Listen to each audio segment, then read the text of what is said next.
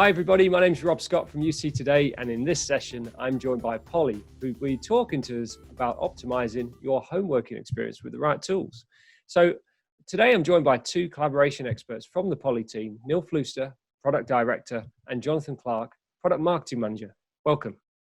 Hey Rob, how you doing? Hi Rob, hello. Great to have you here, gents. Thanks for joining me. I know we're all working from home. We're all in the middle of this pandemic right now, and never has been a better time to have this conversation around optimizing the home working experience. So first of all, before we kick into the conversation, how about we do some quick intros? Neil, would you like to go first? Yeah, thanks, Rob. So I'm Neil Fluester, Product Director here at Polly. I've come from the Polycom side of the acquisition. Been here 8 years, and I've got a background in video collaboration, streaming, editing, and broadcast TV. Moreover, recently I covered the Amir Theatre and our complete product portfolio with regards to new product introduction, roadmap, and all the new features that we're bringing to our product. Great stuff. Thanks, Neil. Welcome. And Jonathan? Hello, yeah, I'm Jonathan Clark, Product and Solutions Marketing Manager for Amir. I've been at Polly just over 5.5 years, started demonstrating the products. I know it well inside out, pressing buttons, a lot of the acoustic properties, the video quality, and I just worked at an Amir level, supporting Neil, but also looking at go-to-market programs with our corporate marketing team. Great stuff. Thanks, Jonathan. Good to have you here. So the world's gone home to work. So Neil, I wanted to ask you kind of what are the common challenges, first of all? What are you seeing from your perspective, and how important is it to have those correct tools in your home working environment? Well, the home working environment typically isn't designed for good audio and good video, and in many cases there can be a challenge around connectivity as well. I think there's a couple of things that people are really seeing recently with regards to this sudden change. There was no kind of gentle ease into it. It was literally a cut off. You were thrown a laptop and said, on Monday morning you are working from home. So there's a lot of been scrabbling around. I think the first thing is to get your environment right. Get your working space so you can try and detach yourself from the family. Obviously, if you have families, you want to spend time with them, and it's a good opportunity to actually embrace this whole working from home ethic. So once this thing finishes, you can actually see, and businesses can see that, we are more efficient when we work from home. We're not stuck in traffic for an hour a day, and we can be more efficient. But getting a good environment is the first thing. Get yourself away from noise and distractions if you can, first of all. Then start to look at equipment. Acoustics and audio are the biggest part. The fact you can see my beautiful face is brilliant, but in reality, it's the spoken word that's the highest piece of that. And if you've got extraneous background noise, if you've got a window open or main road or anything else like that, it can be a real challenge. And that's where we have a lot of technology and innovations in our product, like noise block and acoustic fence and things like that can really enhance that experience. I think just lastly to that, the biggest challenge people are seeing is around connectivity and network. Not only from the carriers, the likes of Teams and Zoom, who are obviously seeing a massive influx in bandwidth, but just internally, there's a lot more contention now. You've got your kids playing on the Xbox. You've got maybe your partner as well who's doing video calls. So, trying to get your home network set up good, so that you can have that reliable communications. Audio and video is a real-time communication. Any kind of interruption on that network stream is going to be a drop or a buffer or a glitch, whether it's audio or visual. It can really make a big impact to it. Yeah, and I think if I just chip in there, so I think what you said, Neil, obviously you're not wearing any of the headsets because you hide away. I've got my little office here, but we've got a family that are maybe a little bit older than yours. So I've got a daughter who's actually in the working space now, who sits just down. I've kicked her out for this particular session, but obviously if there's multiple conversations going on, you need to make sure that you can work both. So it is being like in an office with multiple people. Obviously there's a bit of distance. It's probably about 2 meters, although she's living in the same house. So these are the sorts of considerations you've got to think about. That if there are people having that discussion, or you've got youngsters running around, you need to make sure that you're heard clearly. So obviously a headset will support you in that, and the video capability. So this will these types of headsets cancel out any extraneous noises that or the background noise from people wandering through having a chat, other daughters singing, which often happens. But obviously the microphone as well, so I'm heard clearly and you're heard clearly, and that will cancel out any of that noise as well. So it's so important to be able to conduct your business day with as limiting the distractions as much as possible.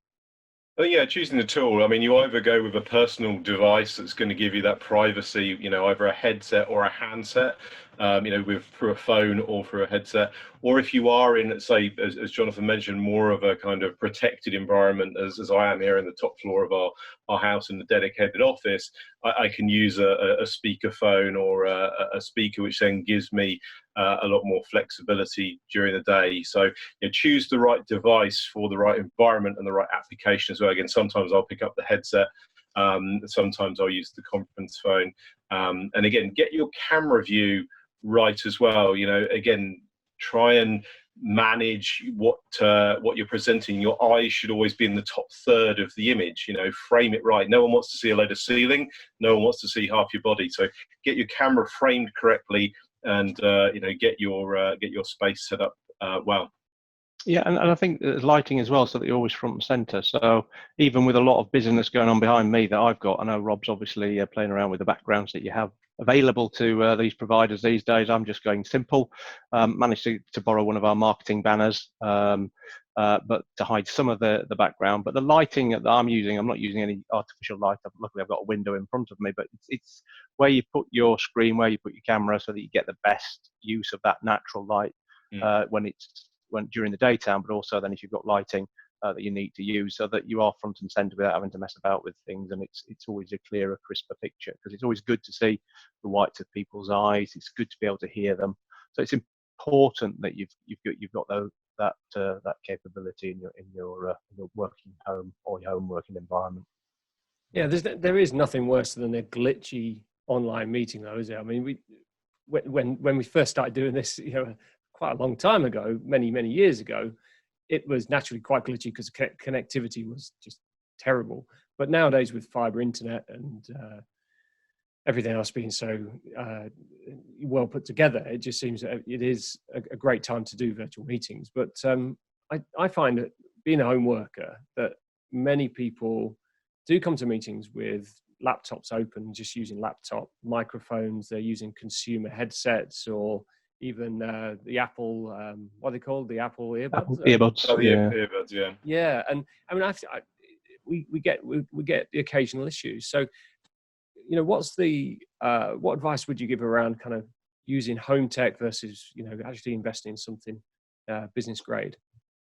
Yeah, I think from our perspective, it will get you so far, and it is that good entry level. It's an entry level. It's a stepping stone, but I think as you're wanting to make that more professional view that you're giving there, and the quality of the audio and the image that you're giving to your customers or your suppliers or whoever it happens to be, that they need to make sure that you can give them that best audio experience and that best video experience.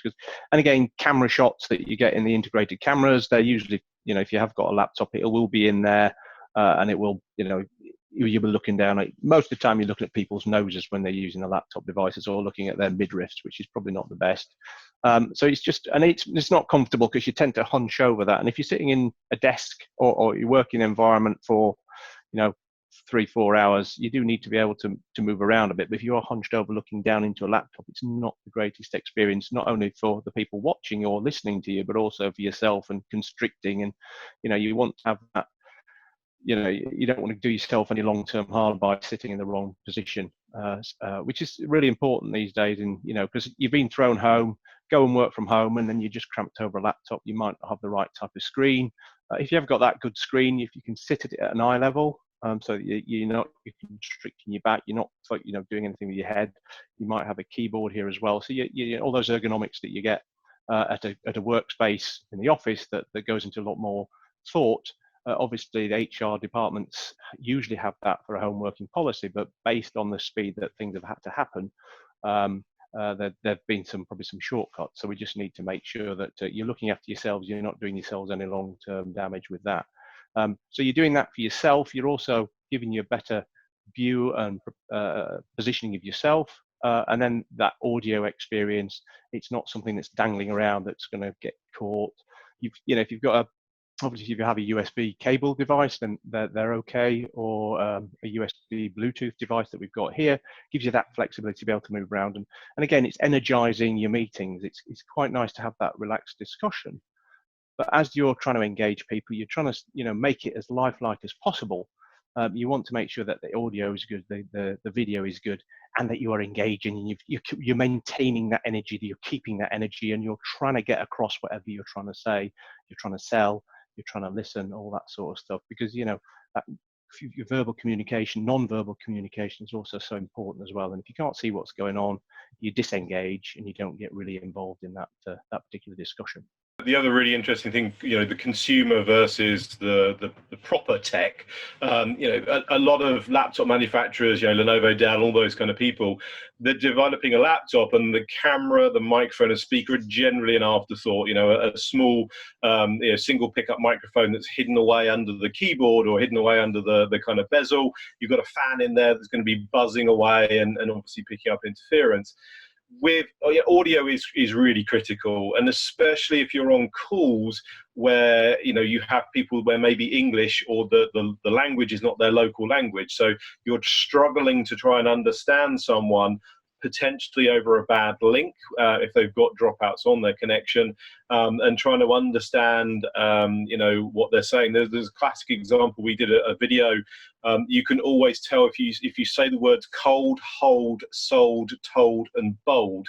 Can you tell the difference between all of those 4 or 5 different words? They all sound very similar, but if you have a very bad mic and have that in speaker in your laptop, then again, how are you going to differentiate those words and that speech, especially if you're trying to listen? So maybe you're on a call with someone from France or Germany, or someone globally, and they're struggling enough to understand and translate in their head from English to their local language. And then if there's the poor audio communication, that makes it even harder. And again, that's why stepping it up with the beamforming microphones, with the innovations around fencing and noise block, but not only that, the echo cancellation that we have. That's the classic. When you go onto a call and you hear yourself back, when you talk, you're hearing that echo, because again, the laptop might not necessarily have a level of echo cancellation, and clearly the mic will be picking up what the speakers are putting out. So there are all these technologies that are all baked into an enterprise grade solution, like the Poly solutions. And I think a good point on the technology as well, though, is because, and again, slowing it down, I tend to get overexcited and start gabbling and speaking really quickly, and it's probably difficult for English people to understand what I'm talking about sometimes. It depends where you are in the country whether you can understand what I'm talking about, Lee. But if you're going into that speed and then you're talking, but it comes down to etiquette as well, that you've got to change your styles a little bit in terms of slowing down, making sure that people can hear you. They can obviously see you. The hand gestures, if you're doing that, it's pretty but it's just you're trying to make it as engaging as possible with your meeting, so that the technology takes you so far, but it's also about presence and poise. I do a bit of Amdram, obviously, so that you can talk slowly and you can get that intonation in your voice if you are speaking with the high quality devices, where sometimes you might not get that, you might miss a beat or something like that. So it's important to get that intonation in your discussion and things like that. And that's what the high quality stuff will make sure that you get the most of. Well, that was going to be my next question, actually. So you led quite nicely into etiquette, and we can. So what are you saying, Rob? Yeah, because I want to talk now. Is that all? Yeah, I'm a meeting leader. Sorry, I jump in. No. A classic example. Yeah, absolutely.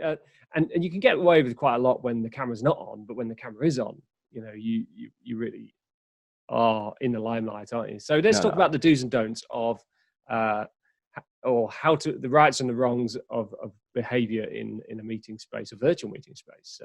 Neil, do you want to jump in on that one and give us your head? I think the kind of top ones would be, if you're not speaking, go on mute.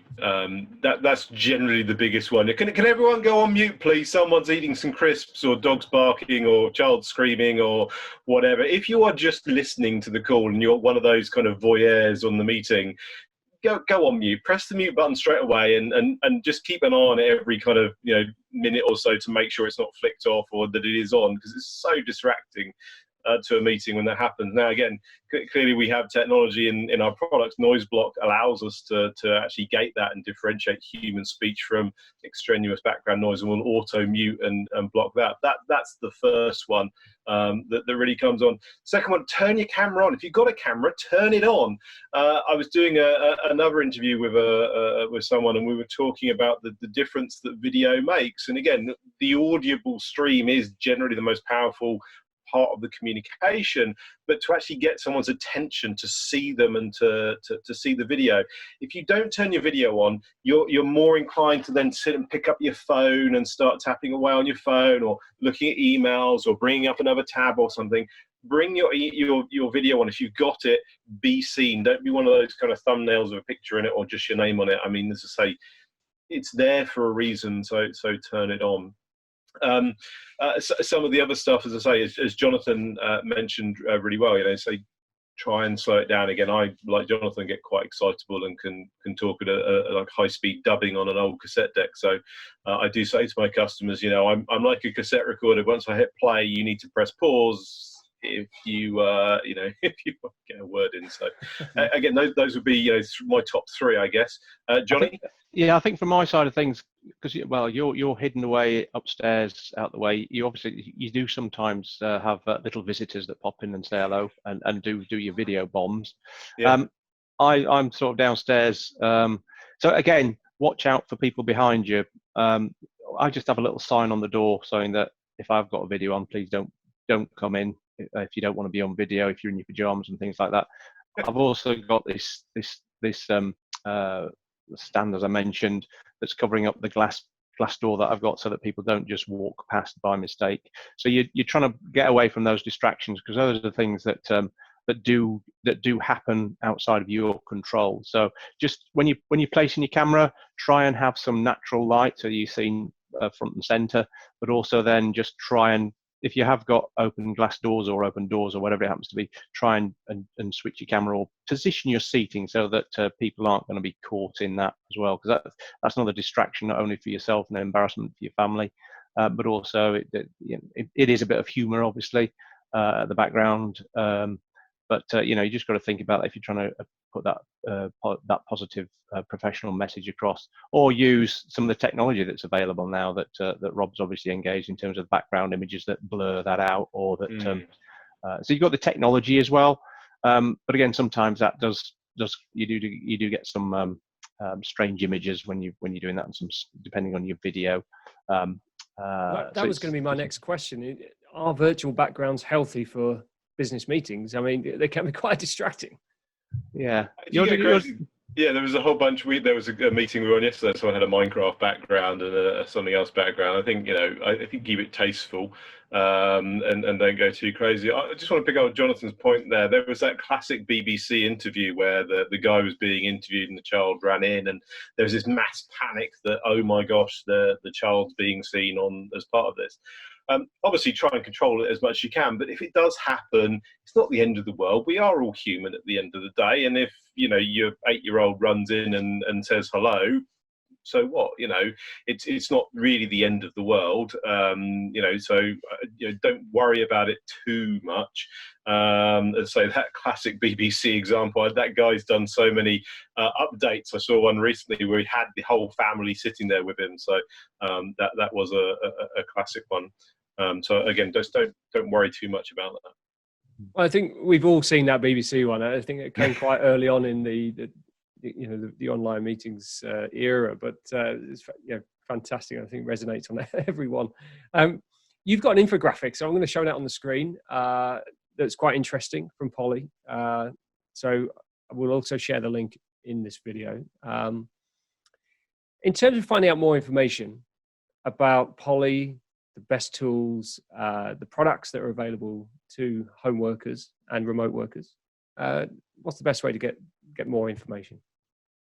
I think if you want to obviously find out more about Poly, and we haven't really talked about the fact of how Poly is and what Poly is now. I mean, just as a quick heads up on that, we brought together two great companies in Plantronics from the personal headset and speakerphone side of the business, and the Polycom of the video and conference phone part of the business, and blended them and created this single entity of Poly. Poly, we just relaunched our website, poly.com, and that would absolutely be my first port of call. If you want to find out about this technology, find out about headsets and cameras from a personal point of view. We are going to go back to offices at some point, and again, I'm speaking to a lot of customers that are getting ready and using this time sensibly and taking it as a bit of a breathing space to design their conference rooms when they go back. Or actually, we were hearing from several customers that actually when they do go back, they're going to be using meeting rooms more to actually distance and to keep people apart and do more video from huddle rooms. So again, head out to poly.com. Obviously, hook us up on social. Jonathan and I are both on social. It's great content on YouTube as well, some great video content, or obviously on UC Today. Yeah, and I think it also depends where you are. If you're a reseller partner, obviously go to your distribution. If you're an end user customer, go to your partner of choice. They'll have all the information. And Neil mentions an interesting point as we come back to, we move back in, hopefully at some stage, into our meeting rooms, and it's that experience that you need to maintain. So it's all right today when we're doing this and we're using our personal devices, that we're all front and center. If we were in a meeting room, or we had a meeting room on this call as well, and there's 4 or 5 people in there, you'll have one of those windows with 4 or 5 people in there, which would be quite small. And again, from an engagement perspective, you can't really see them if the camera in the room is not quite right. So again, there's some of the latest technologies from our new huddle room system, so the Studio X's, that do facial recognition and camera framing of the speakers, makes them front and center. So if that blended, probably, flexible worker is going, that's still here to stay. People have obviously been forced down that route, but maybe they've seen the benefit of that and the experience of that.